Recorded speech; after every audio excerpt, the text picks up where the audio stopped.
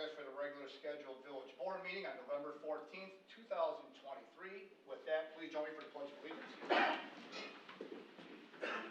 Pledge allegiance to the flag of the United States of America and to the republic for which it stands, one nation, under God, indivisible, with liberty and justice for all.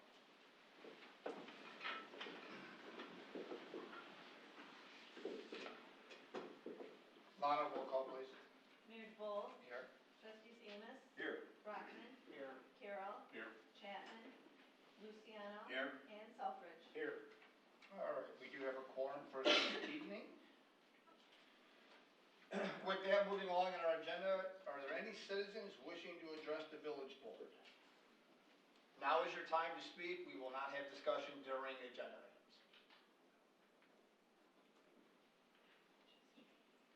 Did you want to speak, ma'am, or no? No. Okay. All right. Seeing none, we will move into this evening's consent agenda. Item number 1 will be approval of the regular meeting minutes from October 10th, 2023. Approval of accounts payable in the amount of $1,412,323.11. Approval of the payment in the amount of $45,125.70 to PT Federal for our MFT resurfacing. Approval of the payment of $10,000 to Flock Safety for 4 of our Flock cameras. Payment in the amount of $10,503.01 to Turk's Collision Repair for a vehicle repair.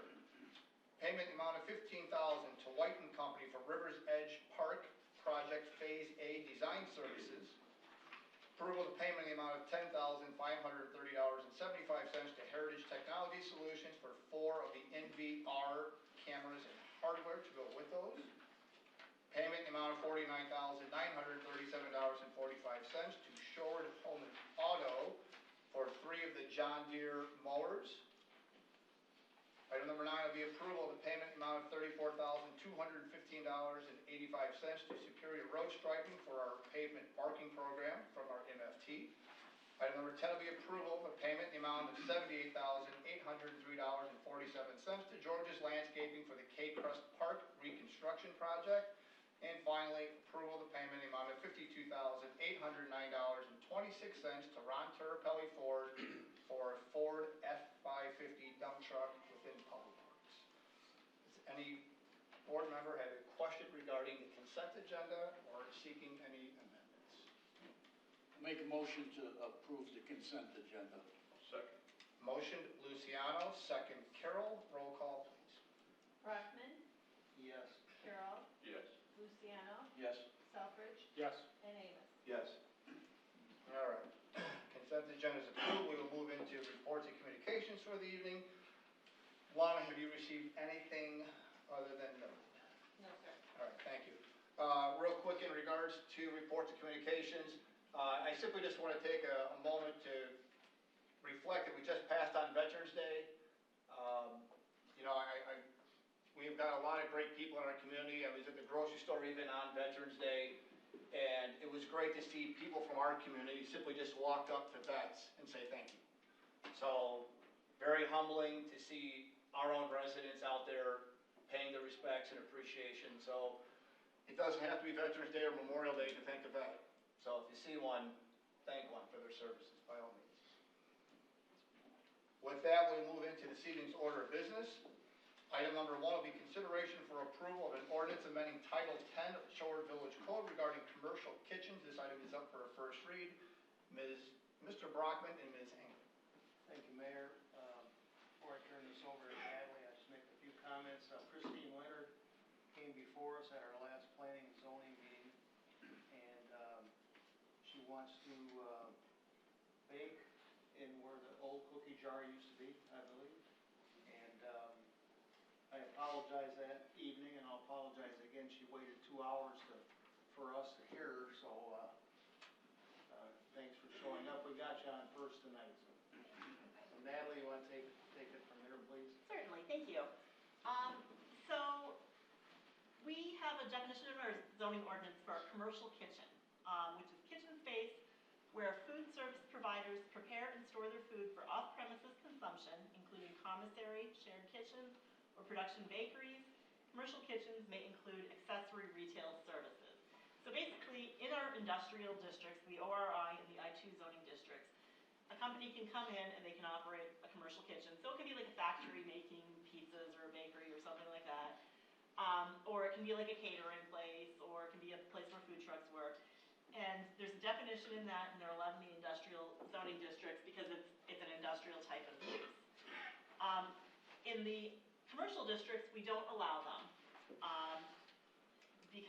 But the question came up in speaking to Ms. Leonard as to, whether maybe they are appropriate in some circumstances. Maybe not as a primary use where it's the only thing you're doing, but if it's an accessory use to, say, a bakery or a restaurant. So Ms. Leonard is planning to bring her business, Making Sweet Memories, to Shorewood. She is going into the old cookie jar space. She's going to buy the cookie jar recipes so she can continue making their cookies. She's also going to make her own cookies, cakes, cupcakes. She's going to bake them there. She's going to sell them in her shop. And then she's also going to offer instructional lessons where people can come in, or kids groups can come in and learn to decorate cakes, cookies, and cupcakes. All of these are completely allowed by right, so we're working with her on the build-out and the business license. One thing that she brought up was the idea of potentially renting out some space in her kitchen, so that when she's not baking, a baker or two can come in and they can bake their own cakes. They can sell, say they're baking wedding cakes, they can sell it to their people, or they can bake stuff that gets sold in her store, so it helps her to stock the store, brings other opportunities in, and we thought, well, gosh, that's an accessory use, and it's probably pretty appropriate here. So what we're coming before you today to ask is, would you consider an amendment to the ordinance that would allow a commercial kitchen as an accessory use, so less than 50% of either a restaurant or eating establishment or a bakery in the commercial district, so it would be in the B2 or B3 district. I did ask Ms. Leonard to be here in case you guys had any questions about her specific business, but we thought, hey, it makes sense for her business, it probably makes sense for others like it, so we suggested a text amendment so that we can accommodate hers and other businesses like it. Anybody have any questions regarding the text amendment regarding commercial kitchen? Is this carry out only? Is what? Is it carry out only? I don't think she's intending to operate a restaurant, although theoretically, if she changed her mind, the zoning would be there, she could. Okay. However, you can go decorate your cupcakes. Okay, that's fine. I had a, go ahead. I was gonna say, does this apply to all, like, I guess, is it just bakeries, or if we have a pizza place, could they rent out their kitchen for somebody else to cook pizzas at different times? The proposal was eating establishments or bakeries, so basically restaurants or bakeries. So yes, a pizza place could do it too. Okay. Now, they would still have to follow all the other village rules, so, they'd have to, they couldn't have 75% of their space being commercial kitchen and only a little takeout window, like, they'd have to follow, it would have to be accessory truly, and they'd have to have the right number of bathrooms, all of that stuff that our codes require. Okay. Tom? Business hours, what are the business hours gonna be for the bakery and for the commercial kitchen? Are they gonna be the same? So in this case, no, they probably have people baking at other times. Our code doesn't restrict operating hours in the commercial district, so there's no proposal here to restrict them either. Okay, so then, are they going to be like a commissary? Can they use it as a commissary where food trucks and industrial type vehicles that sell food can come there? They could, however, it would have to be accessory to the primary use, so like the retail bakery or a restaurant, and they wouldn't be able to, park commercial vehicles there to clean them out and do all those other things that you can typically do at a true blue commissary. So hypothetically, I could have a food truck and go there and buy my cookies, bake them there, Yes, and then, okay. and then load them in. I think a good example, I don't know if you guys are aware of the Hive Kitchen in Shanahan, but that's probably a good example. They're more commissary than they are retail area, but it's a good example of how, they probably have 10 different groups who are in there cooking and baking, and then they have a little area where they sell it as well. So in essence, with the hours, they could go 24 hours? They could go 24 hours. Any business in the commercial district, other than, say, somebody with a liquor license, could go 24 hours. What is the square footage of the kitchen? Is it big enough for, how many people would be able to come in and use it? Is it one person at a time? Or could you have like 5 different people baking in there. So in this case, the kitchen is fairly small. I think the overall unit is 1,200 or 1,400 square feet? 1,550. So the kitchen itself is less than 1,000 square feet. It's fairly small. But, you know, as an example, if you were to pass this text and then that somebody like Chili's with a much bigger kitchen could do it as well. But that's a concern I would have is the 24 hours Okay? where someone else is coming in and out of the business. And also allowing all businesses in town to be able to have that ability to have people coming in and out, doing it all odd times in the night. I don't know exactly how it backs up to their residential, and what kind of any problem that would create. But that's a concern I would have. Questions, thoughts, concerns? I think the barbecue place, I think we approved this to 2 AM, I think, for Friday and Saturdays though. So, We have no restriction, and that's one of the things I did look up, but we don't have any restrictions on operating hours, right? So, for example, this zoning district, you know, you could put a 7-Eleven in there that's 24/7, like, you know, I imagine our 7-Eleven is 24/7, I like don't have any Walgreens. problem with the owner doing it. I have a problem with someone else coming Somebody in else and doing it. it. Yeah, well, I mean, if you had restricted hours on it, it'd be fine. Sure. I've got a question for trustee Luciano. What would you suggest in this case for this business? What hours? What's on your mind? Well, obviously, she's gonna be open for herself, probably maybe from 7 or whenever she closes till midnight. I don't think that I would not go along with coming in at 2, 3 o'clock in the morning, having people coming in and out. Obviously, she's cooking for her bakery. She's gonna have to, and again, I don't know what kind of volume she's gonna do, but generally, she's gonna have to be cooking 8 hours a day on her own. Right. So I would go along with it as long as it was within reasonable hours. For bakeries, what's reasonable, as example? Well, a regular bakery, she could be open from 8 in the morning till 12 at Or all night. night, they bake all night, right? Pardon me? Bakeries, they bake all night usually. Bakeries generally come in at 3, 4 o'clock in the morning. Sometimes at until 2. 6, Yeah. and then sell, and after that, so I don't know. Yeah. But that's the person owning it. Again, I just have a problem with the hours. If you come up and plan, if you wanna come up and I respond. think what I heard is the hours, sorry. The petitioner can clarify the hours if you like. The hours, Tony, what you've said is the hours, and then other operators come, or other organizations come in and using it at all hours. Right. That's what you're pointing out. Right. Okay. Okay, so I don't have set hours planned right now, just because I was gonna see how everything went. But for my bakery hours, I might get there as early as 5 AM to start baking. I might stay till midnight, like currently I bake out of my home, I'm licensed in Shorewood. So I can be up all night baking, in which in most cases that's what happens. So I wouldn't do that. The whole point of, of moving to a bakery is to have those set hours and everything established. So to answer your question as well with the amount of people, I wouldn't plan on having any more than 5 at the absolute max, just because it's not a huge space. There's actually 2 units, there's N and then there's O. So N is where you see the cookie jar bakery sign, so that's primarily retail. Then the back half of it is the kitchen area as well. But the whole other unit on the other side is where I would be doing more of the commercial, the teaching. So you're cooking, say, as an example, from 5 in the morning till, say, 10 in the morning? 12? My what, I'm sorry. Are you cooking, baking yourself from 5, you start at 5 in the morning? It's gonna be random. I don't have like a set, because I will be there when the bakery's closed baking for the previous day to bake for the next day, if that makes sense. So I might be there late to bake for first thing in the morning. So I Do you don't. bake every day? Oh, well, we haven't opened yet, so I haven't figured out like an exact schedule, an exact plan.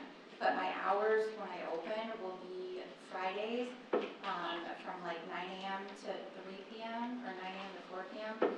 And then Saturdays from 9 to 2, or 10 to 2. So, that's just to start and get that customer base going again. And then once I get that, then I'll add, Thursdays and Wednesdays and kind of work my way backwards, if that makes sense. So you intend on renting the kitchen out most of the weekdays then? Is It that what your could be, intent yeah, is it could be. initially? Yeah, it could be, and then, it's not gonna run into those retail hours, if that makes sense, when I'm renting. Just because we'll have the retail side open, so everything's gonna be on a schedule, so it's gonna be, they're gonna register with me on my website. Everybody's gonna be vetted, make sure they're licensed, with the health department as well, that they have their food handler, their manager certificate. So it's not just gonna be like, it's gonna be other businesses. So primarily, I'm focused, more towards like home bakers right now, that are running under the home kitchen operation. So that's kind of like where my mindset is, and that's probably primarily what it'll be used for. So that's, I don't have the exact hours available, to give you, which I apologize, but, it's gonna be bookable, everything's gonna be bookable. So if I'm doing parties or teaching classes or whatnot, it'll be blocked off and nobody can book it during those times. I just have one question, Natalie. You're saying it has to be, the bakery has to exist for her to have the Yes. commercial kitchen? So, So if the bakery, if she's not running a retail bakery business, then that's not allowed to have the commercial kitchen? correct, as an accessory use, it has to be less than 50% of the overall. So it would have to be less than 50% of the money, it would have to be less than, 50% of the use of the space. Thank you. And I have a question for Natalie. How would we address trustee Luciano's concern with, this is a community-wide change, right? So as we proposed, it could be a community-wide change. The other option we would have is, if you'd like, you could, instead of approving it as a permitted use, we could do it as a conditional use, and then we can have a conditional use permit for each one. When they, if a business was interested in doing it, they could come in with their business plan, and then we could approve it as a conditional use instead of a permitted use, kind of like we do for automotive repair or something like that. We sort of jumped to the idea of changing it for the permitted use just because it was making it easier on somebody who wanted to invest in the community, and we thought as an accessory it would be okay, but we certainly have the ability to do it as a conditional use. And Attorney Murphy, if they were to, would we be able to approve this as a conditional use instead of a permitted use in the zoning district, and then have somebody apply for a conditional use permit if they wanted to do it? Or do we need a new public hearing for that? Here's one better for you. What, to try to address trustee Luciano's concerns, and maybe for the board as a whole, why not just establish a permitted operating hour within the commercial kitchen ordinance that's being amended? Would that simplify and clarify it for everybody, just establishing a permitted operating hour? If To add it's into it. village-wide, yes. Something to the aspect of not to exceed, obviously you can open at 5 AM or whatever, but not to exceed, I don't know what somebody may be looking for. Are you looking for a midnight cutoff for baking? Would that be comfortable? Well, I'm not concerned about the bakery, I'm more concerned about the operation in itself, and that's part of it also. Sure. But I could, that's something I can live with. Is that acceptable? To me it is. I have a question for the, For the petitioner? yeah. Would that, Well, how would that impact you? I would be fine with that, yeah, the midnight, 5 AM to midnight, yeah. How does it affect the other businesses there? there is no other bid. Well, there's over there, there's a pizzeria that's already in there. The barbecue restaurant just opened up, and he's there depending on how his weekend hours go too. So there really would be no other impact. But he couldn't start cooking until 5 AM? No. He's not a commercial kitchen. You can do whatever you want. So this is just the commercial? This kitchen, would not be on the- the commercial Gotcha, kitchen. gotcha. Correct. Okay, Oh, okay. so, yeah, it doesn't Wouldn't impact affect the the- primary business? Correct. This would Okay. just be in the commercial, Yeah, on the in accessory. her case, if she might come at 12 o'clock at night and bake, and then use a commercial kitchen all day, that's fine.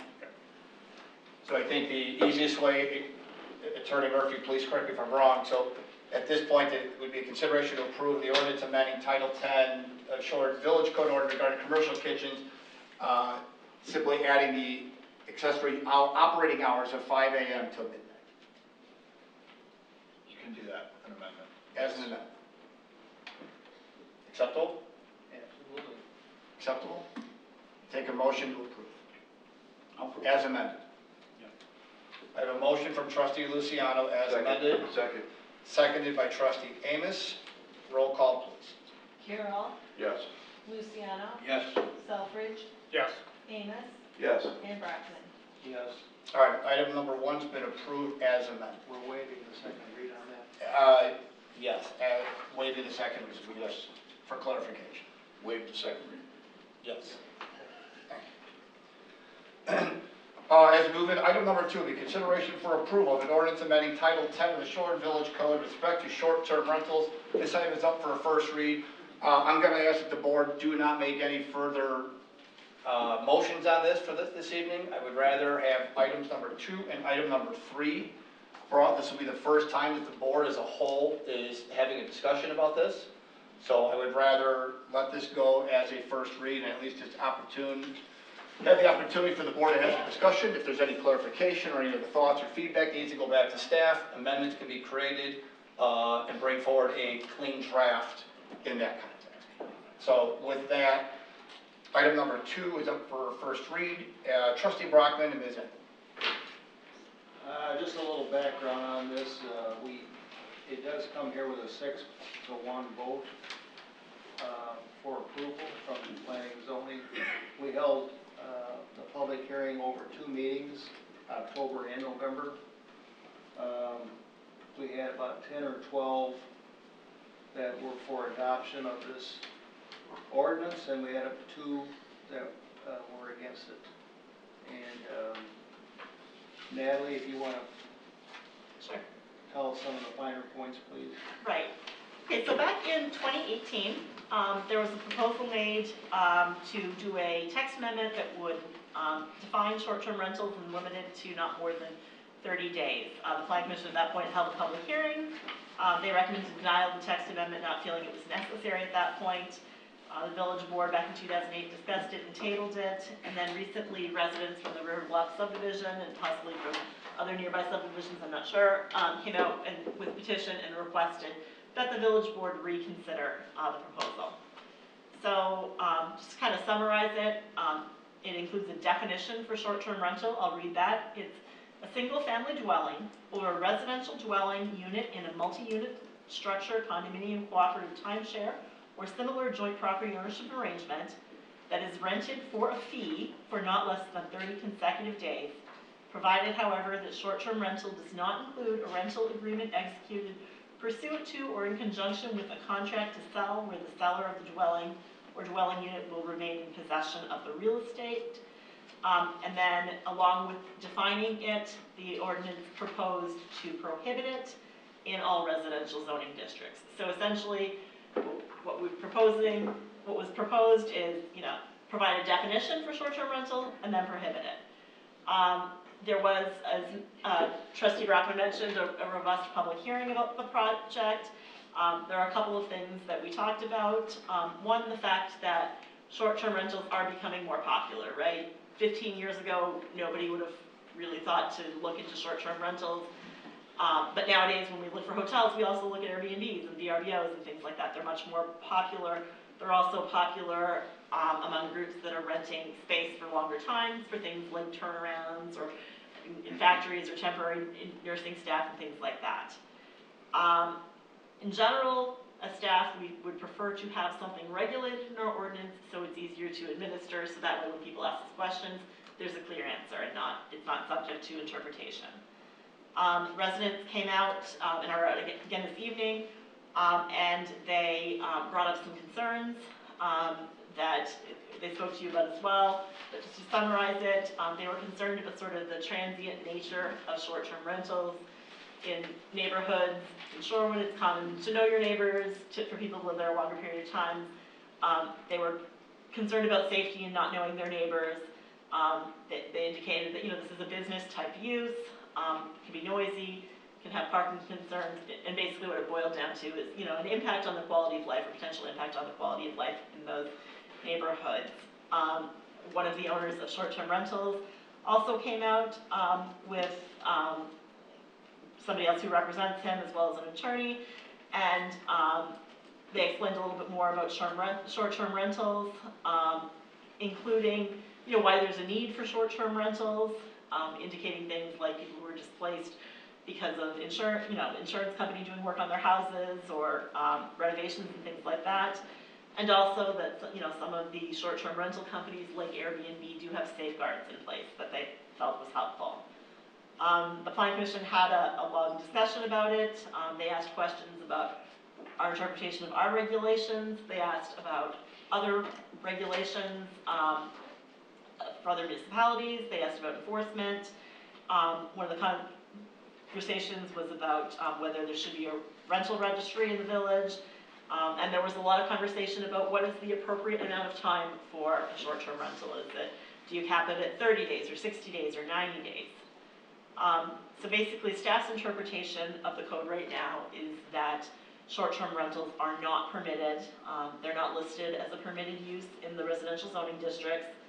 They don't meet the criteria of home occupation. Home occupations are supposed to be subordinate to the principal use. As a single-family dwelling, if people are not living there and are renting out, that's more akin to a business use. And, you know, we had our attorney look into it, and we looked into some of the legislation. We feel that our rules are similar to the rules in Barrington Hills, which were challenged in court and upheld. So we feel that, you know, we're sort of in a similar situation. We feel that it would not be permitted in Shorewood, and that's the correct interpretation. At the request of the Planning Commission, we did look at surrounding municipalities. We found that I think we looked at 17 municipalities, found out they weren't allowed in about half of them, so Bolingbrook, Mokina, Naperville, Plainfield, Romeoville, Elk Grove, and New Lenox. Some places allow them as an accessory use, so basically, if you live in the house and you move out for a week or something like that and let somebody use your house there while you're on vacation, that would be allowed. So those examples would be Joliet, Schaumburg, Tinley Park, and Aurora. Some places do allow it. Channahon allows it in their town center as a bed and breakfast. Lamont allows it in their downtown as a bed and breakfast. Lockport allows it in their downtown as single family, and Homer Glen allows it. And then there are a couple of ordinances that are mute, and the staff really hasn't had to interpret it before. Minooka, Morris, and Yorkville. Morris is also considered an ordinance. So just as, you know, an example. Most of our neighboring municipalities define short-term rentals as less than 30 days. Kind of went over who allows them and who doesn't. I'm certainly happy to answer any questions. We found that municipalities that allow short-term rentals also typically have rental ordinances with registration fees and inspections. Some municipalities allow their residents to rent out their homes, but they don't allow somebody to buy an investment property and then rent it out. And then some municipalities also limit short-term rentals to once a year.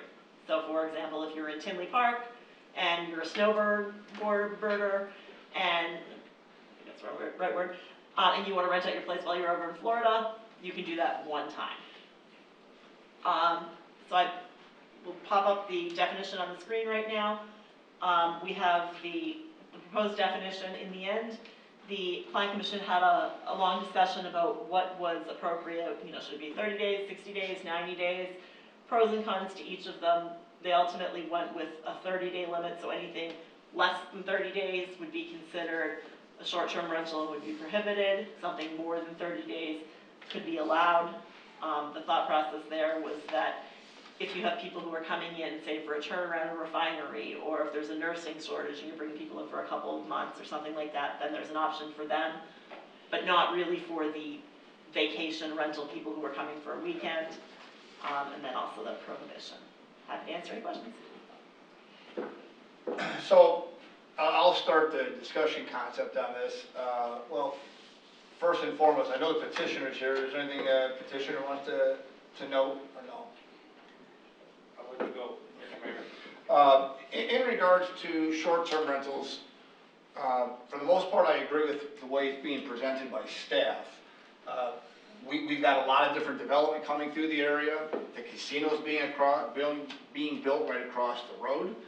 I like the context of not basically prohibiting weekend events from just populating. So essentially, at least at 30 days or beyond, you can almost call it a long-term rent or a short-term lease at that point. You know, we're not, but again, we've prohibited the weekend aspect in that context. You know, between Joliet, Bolingbrook, Plainfield, you know, there's a lot of corporate buildings going in, and they're gonna be looking for different places to go. So I think there's an opportunity. I know right now we have very few within the village that are doing this, but I think that opportunity is going to grow. So I think it would be responsible for us to create an ordinance. The way it's being presented tonight may not be the final answer for us. There may be some more discussion. We may need to tweak the way it's drafted right now. So at least in that context, the fact that we've had the public come out and speak during the public hearing through planning and zoning. Planning and zoning, staff created a couple of different drafts. It went to planning and zoning with a recommendation towards the board. This will be the first time the full board has had the opportunity as a whole to discuss this. So at that point, I welcome further discussion and see what everybody's input is on this. If any. No? Go ahead. The question came up in planning and zoning, and I think the final recommendation was 30 days, but some of that was guided by, that's like an accepted definition of short term. Like what is, can you go to 45 or 60, or is that's too much and that's into a gray area? I think it starts getting into a gray area in terms of just some other housing laws potentially. And I'd say from what I've looked at so far, and I know other people in the office have looked at it, we think there's probably not necessarily a definitive answer, but we're starting to get an area where it starts getting to have some concerns that we can see popping up. So 30 is just a more defendable definition. Right. Okay. My question then, I think, maybe to Natalie or staff is, so if it's prohibited in the ordinance, then what? And I know there's two pieces. I think there's, and this is some feedback from planning and zoning. This is a definition of a short-term rental, and then it's a prohibition of a short-term rental. A lot of questions and feedback went to, you know, how do you police it, what do you register? I think that goes to more, what are we gonna do with everything that's 31 days and more? And maybe it's a different ordinance coming down the pipeline. But, so if there's a short-term rental that's noted, right, if a neighbor sees it, and it's a complaint to the police, I'm guessing, not the building department, then what's the enforcement, or what happens if you're violating this ordinance? So we would treat it from a code enforcement perspective, right? I think what we would do day one, we would start checking the known websites like Airbnb and VRBO and places like that, Facebook Marketplace, to see if we can find short-term rentals, because if there are any, then we'll alert the people who are doing them that there's an ordinance in place. But if there's something identified, I think we'd look into the property ownership, we would speak with the property owner, we would find out what's going on. And if we start to see, that there's a difference between somebody who moves into a rental, sets up the water bill in their name, gets a driver's license at that location versus somebody who's coming for a weekend or stuff like that. You start seeing a lot of out-of-town plates and stuff like that. So we would have to address it like we do anything else, where we approach the property owner, ask them to stop, issue tickets if necessary. If we have to take new adjudication or to court. And what does the court do, I guess, is the eventual thing that puts a stay where they could go to jail if they continue to rent it out? And I'm just trying to make sure, adjudication, there's a fine, right? If it's $30 a day, I could just change my rent from $100 a night to $130 a night, and I'm all the same. That's why I want to try to make sure I understand that this is an enforceable ordinance, or does it need more to it, or can we even do more to it? Sure. Do you want to answer that? Well, I think you can have ordinance violations, and I haven't looked at exactly how that falls in terms of what fines would fall in. The other thing you can do is have basically injunctive relief, which if you have an injunction barring it, if there's violation of that, then you end up with different types of enforcement remedies, because then basically whoever the party is could be in contempt of court. And that can run into different things that are, that's where actually sometimes compliance for ultimate violations, that somebody can be locked up until they start complying. It's a little bit different in this case because usually the compliance in that type of thing is something they can do affirmatively rather than just stopping to do something. Usually in this type of case, it's going to be some type of fine, whether that's under ordinance or even with an injunction. So, like, is that fine for ours defined in that ordinance, or is that something we need to address as well? So we have it's like Title I, Chapter 4 lays out the general penalty in the village, listed as between $25 and $750, and we can apply it per day. Okay. So theoretically, if somebody, violated and, we charge them $75 and the next time $150, we could keep piling those fines on. Obviously, we consult with the attorneys first, but there's a way to make it more difficult if they continue to violate the regulations. Okay. And I guess one of the other questions that had come up was the idea of, does this apply to the Hamptons? Does it apply for other things? This ordinance is written would apply to residential zoning districts. So a short-term rental in a hotel would still be permitted. So like Hinton, Econo Lodge would still be fine. And in the Hamptons is actually zoned B3, and it's not zoned for a hotel, so they can't do short-term rentals from that perspective. But there is a specific clause in their PUD that requires one-year leases. So regardless of whether we pass this or not, Hamptons would not be allowed to do it. It's like you read my next question. There you go. Natalie, the detection of a 31-day rental or what have you, we're going to have people looking at the rental sites, VRBO and Airbnb, or are we going to rely upon the neighbors to kind of give a call to the village? I think we're going to have to do a spot check with the rental sites. Both. Yeah. Yeah. And in talking to some of our neighbors, they do that too, right? You mark a calendar, and once a month you Right. check and see if anything's popped up. Right. Any other questions, thoughts on this right now? Well, I was gonna say, one of the things, that's where injunctive relief might come in, that you're enjoying from advertising from it also, which is perhaps a little easier if you have an injunction against somebody, that it's easier to detect and then easier to enforce that, rather than just a violation of somebody actually having the rental. Okay. So let's leave it as a first read, let's leave the attorney an opportunity to work on getting some different clarity in regards to how the adjudication process would apply in this case, so that way it will be clear to the board moving forward on this. If there's no other questions, we'll move into business item number 3. All right, business item number 3, consideration for approval of an ordinance amending Title 10 of the Village of Shorewood Village Code regarding commercial solar energy facilities and commercial wind energy facilities. This item is also up for a first read. I ask that we also leave this item as a first read. Again, in regards to, there's quite a bit to take in, and I would like to allow the board the opportunity to digest it and seek out any clarities that they may need for this. With that, Mr. Brockman, Ms. Hank. Just a little history here first. This was again over 2 October, November public hearings on this particular agenda item. Comes here with a 7-0 vote. And Natalie, you could do a better job than me, I'm sure, to explain the details.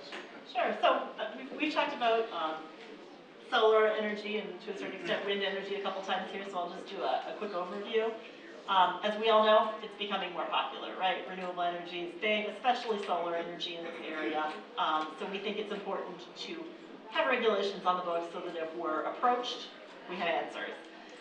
The other thing I guess to keep in mind too is it's likely that if there are solar projects that come into the area, they'll be unincorporated, but just in case, I still like the idea of having something on the books. Picture up there is a solar energy facility. What we're talking about is commercial solar energy, not the idea of somebody putting solar arrays on the roof. It would be a commercial facility. What we've proposed is that it be allowed in the I2 or I3 zoning districts with a conditional use permit. So if somebody wanted to come in and propose something, it would come back before you. Maximum height of a solar array would be 20 feet. Setbacks, the process allows some waivers, but basically we'd be talking about 100 feet from the right-of-way, 100 feet from adjacent property, 100 feet from any home or building that wasn't part of the project. And any setbacks for any buildings, like if they had an office or something like that, would have to be per the zoning ordinance. In terms of landscaping, they would have to meet the zoning ordinance. In our ordinance, we talk about the number of plant units you have to have along the frontage. In this case, it would be 100 plant units per 100 feet, which is a decent screening requirement. And 80% of that being overstory evergreen trees, not intended to necessarily shade the solar arrays. That wouldn't really be a problem because of the setbacks, but intended to, buffer it so it looks nicer from the street. They would be required to fence with a 6-foot fence, meet other ordinances, no barbed wire, no razor wire. We don't allow them in most locations in town. We don't think that would be appropriate. In terms of lighting, we want to make sure that these things aren't lit up like Christmas trees. So the thought was that, we'd allow the minimum that the FAA requires, and that, if there were to be any other security lighting or anything like that, that it would be part of the site plan approval process, and you guys would need to approve it. Any on-site utilities would need to be underground, so no unsightly wires and all that moving through the property, and all the village standards would apply in terms of, planting it and mowing lawn and picking up garbage and things like that. Commercial wind energy facilities, we thought it would be appropriate to deal with them here too. Probably less likely that we're ever going to see a commercial wind facility because they need so much land, so it's probably more likely that they'll go up further. But what we're talking about is essentially a farmer putting up one windmill or windmill farm. Again, we're proposing that they be allowed with a conditional use permit in the I2 and I3 district, maximum height of 500 feet, so that's like a tollway tower. They're pretty tall. Because they're so big, you really need a big property, so we're talking 1,000 square acres. That mirrors what Will County is doing. It's 1.5 square miles before you can have a solar farm, so it would be a bigger property. You mean a windmill? A windmill farm, sorry. My goodness. And then setbacks. Setbacks are, for the most part, based on the device height, so 210% of the height from a nature preserve, 1.1 times the height from property lines, 2.1 times the height from residences or community buildings, 1.1 times the height of the site residence, 1.1 times the height of any underground utilities, 1.1 times the height from a right-of-way. So basically, it's giving you fall distance, right, in case the thing topples over. And then it would require ground clearance, so before any windmill blade could, as it's pointing down, would have to be a minimum of 75 feet, and I believe it's either 15 or 25 feet before any ladder, so that way, if somebody were to come to fix the windmill, they would have to bring their own ladder and get up, but kids can't hoist themselves up and climb up windmills. So that's just really a summary. I figured you guys have heard a lot about the windmills and the solar, but I'm certainly happy to answer any questions or go into any more details. You're doing pretty good, Natalie, or she was coughing on the way in here tonight, so I don't know how she's doing it. But, the one thing I mentioned is, say we were to get 150 or 200 acres of solar panels along a main thoroughfare, and they're not gonna do any infrastructure improvement, who's that gonna be on? Well, I think hence that needs to be in there, I think. it's one of the challenges right now, in regards to the way the House bill is currently written within the state side. They can go in on some of these different properties and they don't have to do those improvements. Well, that's gonna make it pretty difficult on village, that's for sure. Correct. So I guess I should have pointed this one out, but for this ordinance, all of the requirements in the development regulations would apply, right? So they'd have to meet all of our standards in terms of street lighting and things like that. Unfortunately, you're talking unincorporated stuff. That's a different story. We can't regulate that with our zoning as easily, but for whatever occurred in Shorewood, if it were to occur in Shorewood, we do have all of our development regulations that would apply. So if somebody wanted to put a windmill up, there's really not a whole lot of land for them to do that. But on a solar for aspect, somebody could easily say, hey, I want to buy 200 acres and within the village and put a solar farm up. And then, at least in that regard, you have some sort of statute in place, an ordinance saying, hey, look, we do allow it, but it's in an I2, I3 zoning area, and the additional building standards that apply. And at that point, we would require road improvements, sewer water extension to help further that. But yes, the county ordinance is one of the challenges that does not apply to our ordinances. Just a comment. Mm-hmm. Driving back from Florida, I passed 2 of those solar fields in Mississippi and in Arkansas. They don't look anything like that photograph. Oh, no. Worth? They look like they haven't been taken care of for years. So we had that conversation, right? I think Will County requires 13-inch grass, that, when it hits 13 inches, it has to be cut. For our ordinance, we didn't give any type of exception like that. They would have to follow the same 6 or 8 inches that Mark requires of Oh, no, everybody I else, was yeah. just making a comment, it wasn't a question or anything. Sure. I happened to notice it and I thought about it and I just thought that it doesn't look anything like what the photographs do. No. All right, if there's no other questions on that, I asked that, I know there was some other language, that there was some discussion, trying to make certain everybody was on board with that and getting some clarity on those. So with that, we'll leave item number 3 as a first read. We'll move into business item number 4, which will be consideration for approval of a resolution regarding the surface transportation program funding for the Sile Road widening project. Public Works Director Northey. Thank you, Mayor. So, as you know, we've been in design for our Sile Road and Bridge reconstruction project. It's in its final stages. Just wanted to remind you to note that we've already been awarded the STP Bridge grant fund. So that is, the bridge portion of this project is 80-20 with our local share at the 20%. We started the phase 2 design last year in hopes of making our project shovel-ready and that much more, scoring a little bit better than any other projects in Will County that we might be eligible for STP grant funding.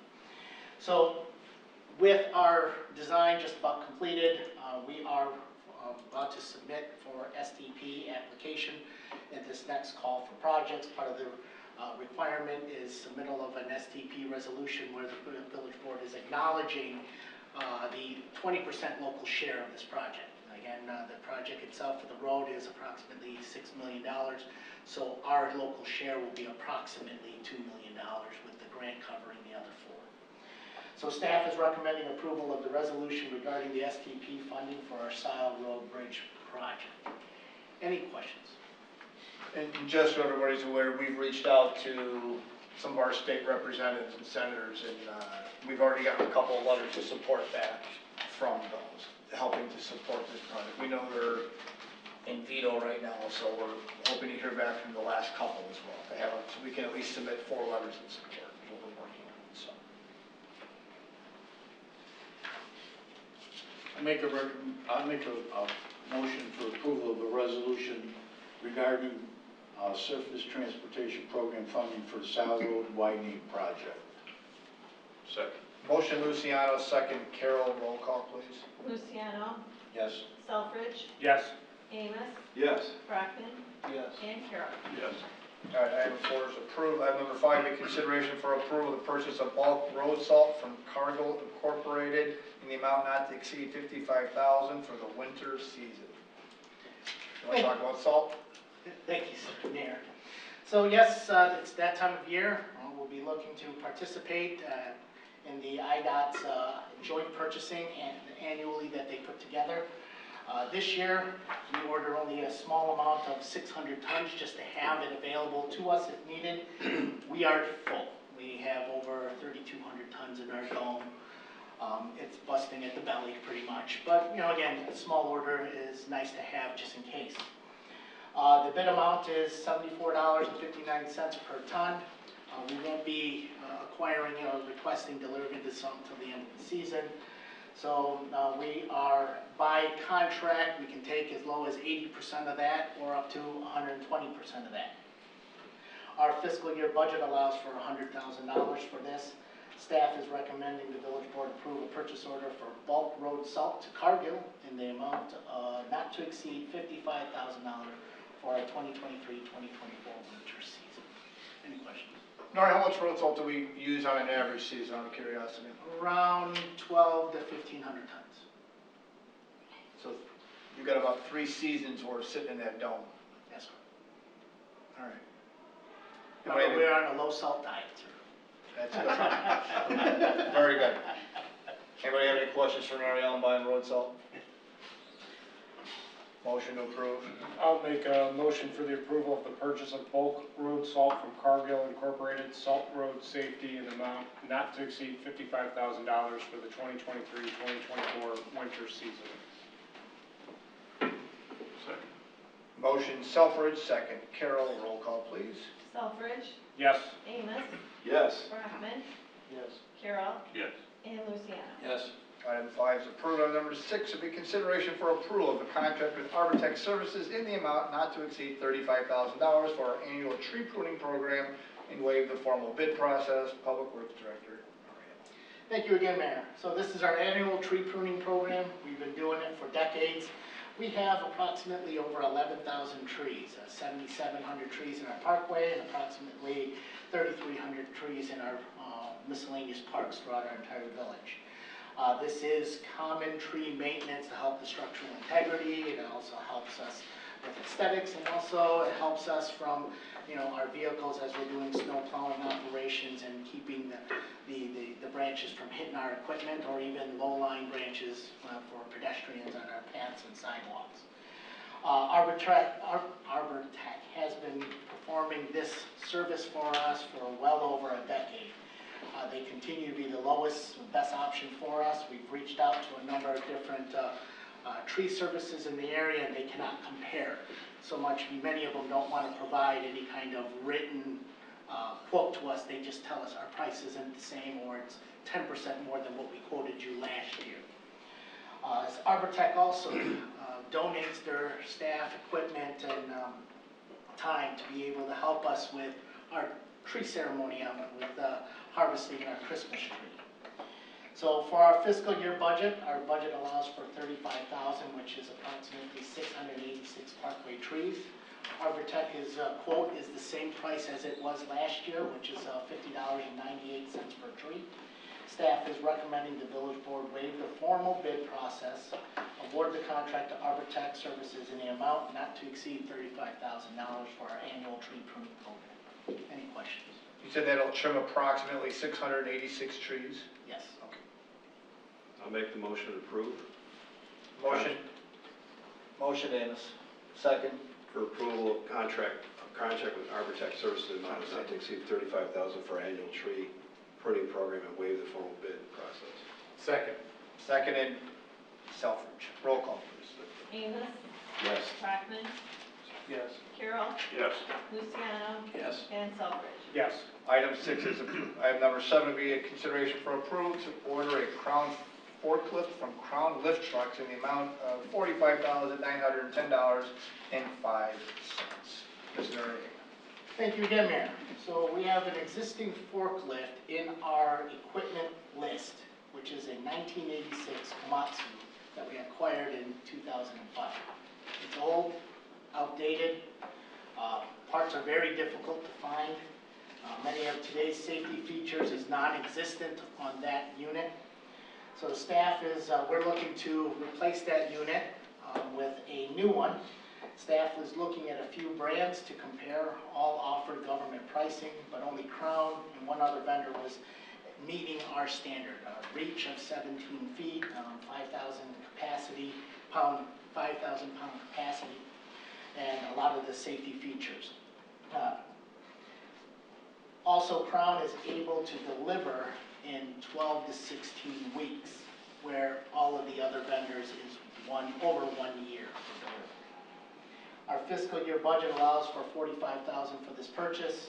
Upon delivery, we will ask the village board to declare our existing forklift as surplus and sell it according and following Illinois state statutes. Staff is recommending the village board approve to order a Crown forklift from Crown Lift Trucks in the amount not to exceed, in the amount of $45,910.05. Any questions? The one you're wanting to get rid of is how old? 36 years. And I apologize, I must say something here too, is that I did hand out a new quote, revised quote, right before the board meeting. There is no change in the amount, but Crown did up their warranty to 2 years, so that's the change. Will you get $910 out of the old one? I don't know, it's 1986. I'll make the motion to approve the proposal for the build out of the new parks one-ton dump truck. Wrong line, sir. Sorry, You're up one. Next one. number 7. 7, thank you. Sure. I'll make the motion to approve for order of Crown forklift with Crown Lift Trucks in the amount of $45,910.05. Second. Motion Amos, second Carol, roll call please. Brockman, Yes. Carol, Yes. Luciano, Yes. Selfridge, Yes. and Amos. Yes. All right, item 7 is approved. Item number 8 will be the consideration for the proposal of the build-out of the new Parks one-ton dump truck from Henderson Products in the amount of $46,341, effective Public Works. Thank you again. So last year, the village board approved the purchase of a one-ton dump truck for our parks. We had finally received delivery. We just approved the invoice from Ford Tirapelli Ford. Due to supply chain issues, when we was presenting this, many of the vendors that would do the upfitting for this vehicle did not want to commit to anything simply because of all the changes in prices, and we call it almost a 1-year delivery date for the truck itself. The village board at that time approved an amount for this vehicle not to exceed $110,000. Henderson's build-out quote to us for the dump body, the plow equipment, all the safety lighting, it is a Sourcewell price, is a quote for $46,341. The build-out will be scheduled right away. They do have availability. The build-out itself will take approximately 8 to 10 weeks. Our budget actually allows for $135,000 for this vehicle. So by completing this with this, the price of the vehicle and the upfitting, we're approximately $35,000 under budget. Staff is recommending the village board approve the proposal from Henderson Product in the amount of $46,341 for the build-out of our one-ton dump truck. Any questions? How many of the last vehicles have we used? Have we used Henderson for the build-outs? I don't know the number, but we do have a number of vehicles in our fleet that is Henderson. That have been built through this outfitter? Yes. It's not the majority, but we do have some. Okay. So the 46,000 is just for the build-up? That is You've correct. already got the truck. We already have the truck. It's pictured in the memo on the left. Yeah. Any additional questions? Motion?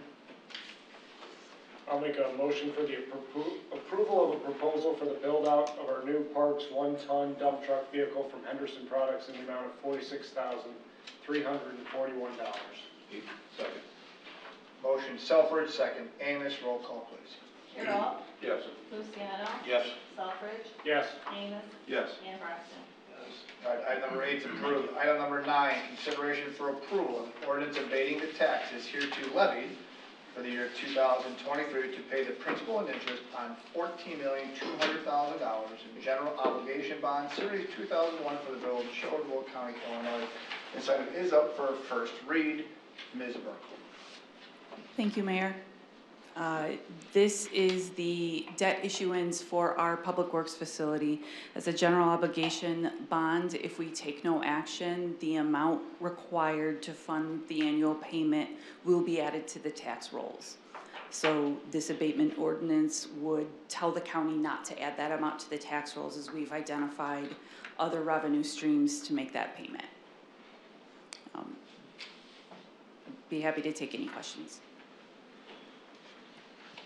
For curiosity's sake, what does that adjust? If the board so choose not to abate the taxes, any idea what's the adjustment to a property tax bill? Sure. I did some quick back of the napkin math. I think a little over $100 per household, on an average household in town. Okay. Just curious. Anybody have any questions? I believe we need to leave this one as a first read and we'll bring it back. You don't need to. You can waive the second read if you'd like to, but you're welcome to wait if that's your choice. Anybody have any questions or preference?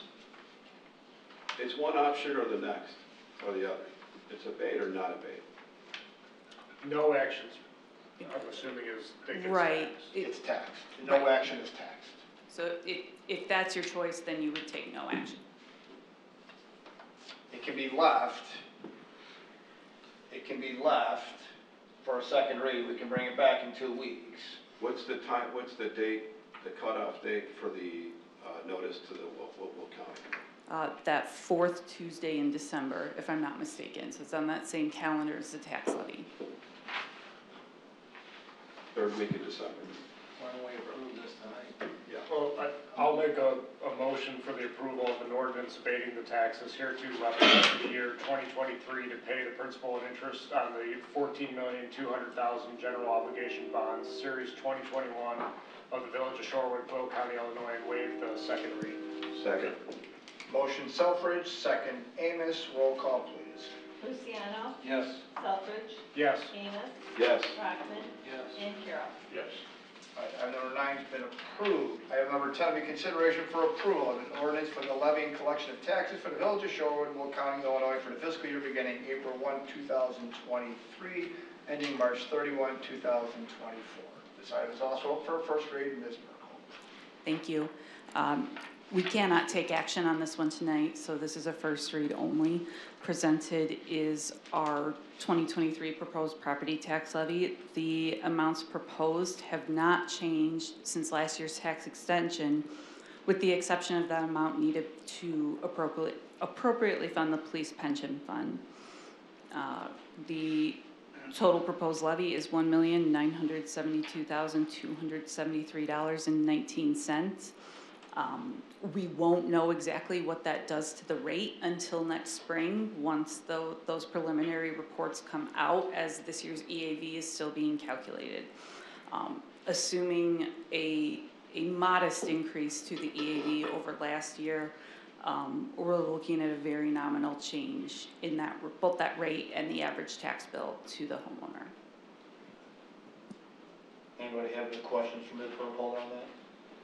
That 900, is that 900,000 best case option, or? Yeah, that's that amount that came out of the pension valuation. That seems to be going up drastically every year. It's definitely increasing, but we're better positioned than most. True. And we want to maintain that. Well, unfortunately, this is how we do that, right? Very true. Any additional questions regarding that item? All right. With that, let's move into department reports. Building. Thank you, Mayor. I have no report. No problem. Community development. Sure. Just a quick list of new businesses. We heard about Making Sweet Memories today. The gentleman who operates Midwest Medical Weight Loss is moving into the So Dear to Pat's Heart space, and there will be a new business called the Royal Tea Room that's taking that. It'll be for high tea or afternoon tea. Critical Grind is extending their space next door, so they're getting a little bit bigger. And we have a new business called Grit RX that's going in at 857 Centerport, so across 59 from the Home Depot. What do they do? They are a gym for weightlifters. All right. Finance. No report. Very good. Parks, I know Katie wasn't here, but she left some notes with the administrator. I have a couple of notes. So the winter newsletter's out, so you can go to the website and register for new programs and events that are available. And then the village Christmas tree was harvested. excuse me, and transported last Wednesday. We would like to thank Chartrand family for donating their tree, as well as Arbortech and Deconstruction for all of their help. Join us at 5 p.m. on Friday, December 1st for our tree lighting ceremony, as we will celebrate the start of the holiday market. The market will once again be the first weekend in December, running 4 to 8 p.m. on the 1st, which is Friday, 3 to 8 on 2nd, which is Saturday, and 12 to 5 on the 3rd, which is Sunday. So all the information is on the website. And with that, again, for the tree being brought in, thank you to both the contractors, Arbortech and D. They both donated all their time and materials for that. So it's pretty entertaining if you ever get the opportunity to see that tree being brought in, the amount of people that will stop on 52 just to take pictures of this big tree hanging off a truck coming into the village hall. So it was, it's always a pretty neat experience to see. So with that, we'll move to police. Did Chief Arnold leave anything for you? He has no report. All right, very good. Public Works. I have a little bit, so just want to give some construction updates. Well, number 9, if you recall, we started that project last year, but we had to put, part of the project required a replacement of a new shielded cable, and we wanted to drop our well, our pump a little bit lower in our well. That cable was not available, so we did not want to go throughout the entire summer with only one well. So we put our stuff back in, operated through the summer. The new shielded cable had arrived. We waited patiently for low flow for our usage. So the contractor began their work about 2.5 weeks ago. We now put the well back in with the new shielded cable. The well is operating.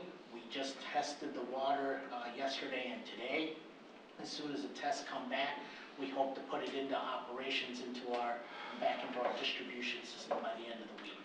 So that project is finally winding down. Cape Crest Park, neighborhood park off of Cape Crest, that is approximately 85% complete. The playground equipment is in. Much of the landscaping is now starting to be completed in and around the playground equipment. The basketball court is in.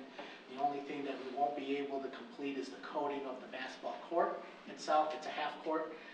That is, the paint is weather driven, so it's a little bit too cold for it. But that should be completed in the next couple weeks. We're waiting for the vendor to bring out their inspector and certify the playground was inspected, was installed correctly. River Oaks Park project is another neighborhood design. The design itself is approximately 60% complete.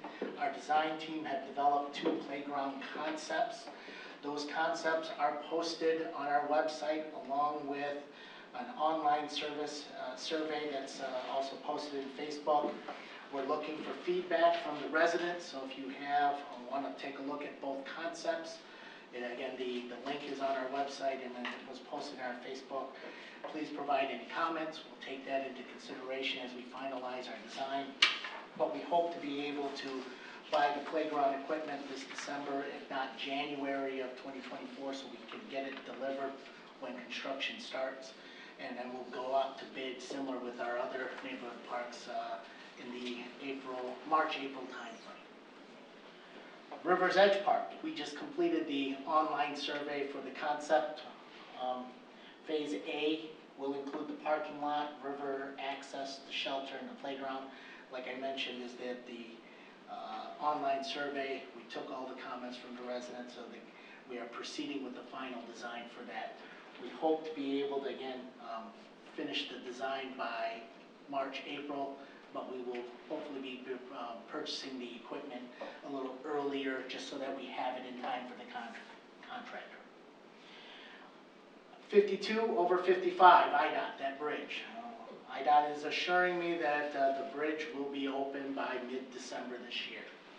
So they're getting very close. Just traffic signal and landscaping is remaining in pavement marking. If you haven't been over by Shepley Bridge, it is almost completed. The only thing that I think that we're waiting for is the pavement markings. It is still closed. But the sign for the River Road closure has been a little bit modified, so they're identifying a full closure on River Road for the River Road Bridge over I-80 to begin December 4th. IDOT cannot close that bridge until Shepley is open. So 12/4 is the date for River Road, so I'm hoping that those pavement markings are installed over the next couple weeks so that there's no further delay. The goal for the River Road is, over the winter, is just to start with the bridge demo.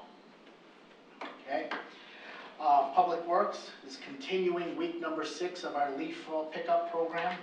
And then the other staff is outside setting up for our holiday, our lighting, putting up the lights for our Christmas tree as well. And that's all I have. Any questions? Questions for Noriel?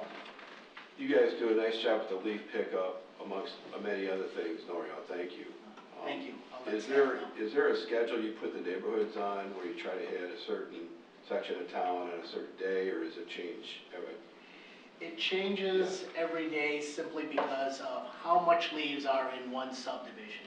We try to make one pass throughout the entire village, one time per week. Yeah. And as soon as we finish the one pass, we start right over again. Okay, thank you. Yes, sir. Any additional questions? Administrator. So if you see, we have beautiful pictures on our screens.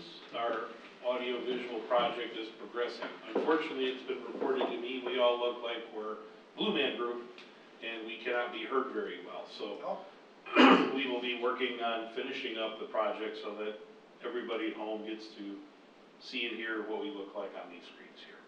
So, final project, Bill McCluskey had talked to our contractors, we're on schedule, it will be done by Christmas.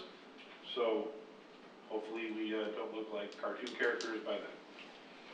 Very good. With that, let's move into trustee comments. Trustee Ames. Nothing tonight, thank you. No problem. Trustee Bronson. No comment. Trustee Carroll. I have a comment and a question. Go for it. K-Crest Park, I think, looks fantastic. I mean, those guys, they were there every day. I go that way to my daughters, and I don't know if they skipped a day yet. So and it looks really good. Quite an improvement over what it was. So. And that was George's Landscaping? Yes, sir. Yeah. And my question is, where do we stand on the Route 52 traffic light? So we just had the response that came back from IDOT. They did not offer any relief from where their position was, so now we have filed yet another objection to their response, looking to have that mitigated based on our approvals from 2017. Oriel? Does Yeah, everybody know what? So the approval, the lane's approved, so just for clarification, the approval's there. The issue at this point is some of the sight lines, is what they're getting into the nitpicking of the approval process. So IDOT is stating that there's not enough visibility at the way the intersection is currently built. So they're seeking that the intersection has to be improved a little bit further. We're pushing back, saying that IDOT has already approved this in 2017. Correct.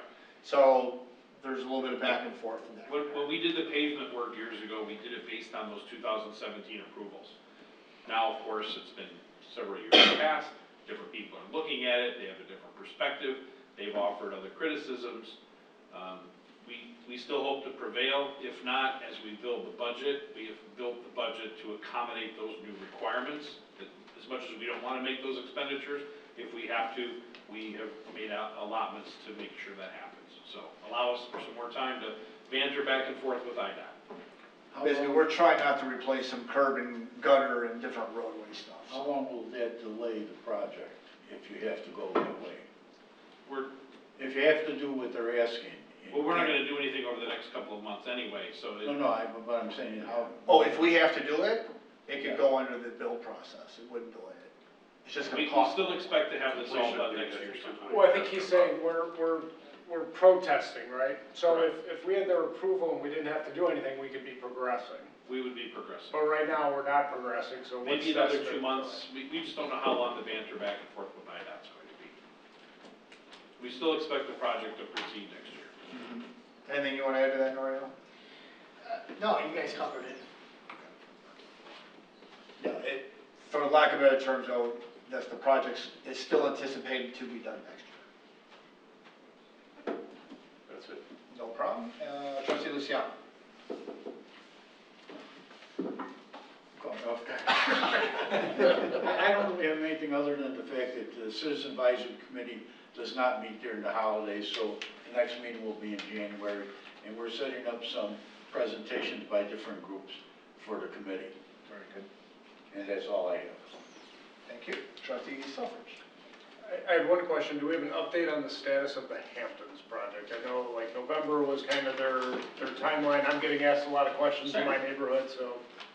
They're watching interest rates. So it's about as much as they've given us. Market fluctuations is the best that they've referenced to us. It's not a debt project. Doesn't sound that way, but we know interest rates were lingering around 8% on the commercial side, so. But likely no groundbreaking, I guess, this year? You won't see, yeah, there will be no groundbreaking this year. Okay. That we know. So, but the best reference that we got from that builder was watching the market conditions right now. Okay. So. That was my one question. No Thank problem. you. That's about as much as, as much as we've got now. Oh, yeah. So how long do we have to wait before we can take any action on it? I mean, could they prolong this for 5 years more? Yep. And with that, I'll take a motion to adjourn. So moved. Motion Selfridge, seconded by trustee Carroll. I don't get any of this. Scott. All right, roll call to adjourn, please. Selfridge. Yes. Amos. Yes. Brockman. Yes. Carol. Yes. And Luciano. Yes. All right, thank you, we are adjourned. We do need to do a committee of the whole, so I don't know if Natalie needs to get anything set up, or if anybody wants to go hit the restroom real quick. Anna, how long do you, 15 minutes?